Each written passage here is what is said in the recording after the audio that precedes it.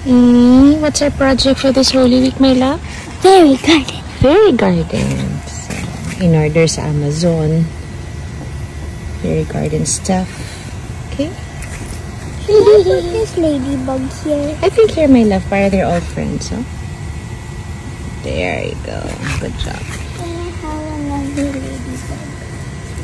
May mga dalhin sila doon. Ayan.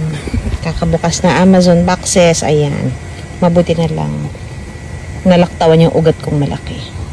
Are you okay, Mama? Yes, my love. Thank you for asking. There you go.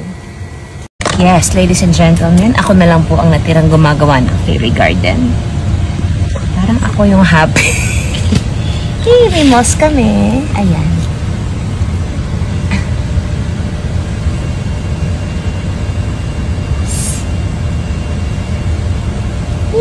Gawa ko sila ng maliit nilang yoga area. Wala na. Kami nang matatanda ang tatapos nito. Lalaki ng bahay, hindi makakapasok ang laglag mo po. Laglag mo po dyan. Okay. Ayun na siya. Yung bago kong kinababaliwan. Ayan na silang Marites area. That's glow in the dark. Hindi ko nilagyan ng tubig kasi baka madengue sila.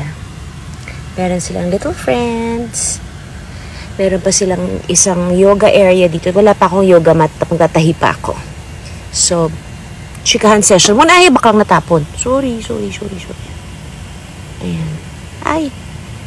Hindi ako nagtaga ng puno kasi ayoko masaktan yung tree ko. So, dikit-dikit lang ganyan, guys. This is moss. Ito fake. Ayan. Kulang pa sila ng friends. Mag-order pa ako. Ayan na po. Okay. Meron din ako dito sa kabila. Ang laki pa ng project. I'm so excited. Naku, may nanalo ng loto, day. May top down siyang kotse. Kanino kita ipaparada? Ayan. Nanalo ka sa loto. Ay, baliktad. Kailangan kitang gawan ng gate at ng garahe. Diyan ka na muna for now. The other side ng tree. So this is one whole big project. There you go. Yay! Hi, Ni! Tagabantay ka ng fairy garden? Yeah. Ano ka?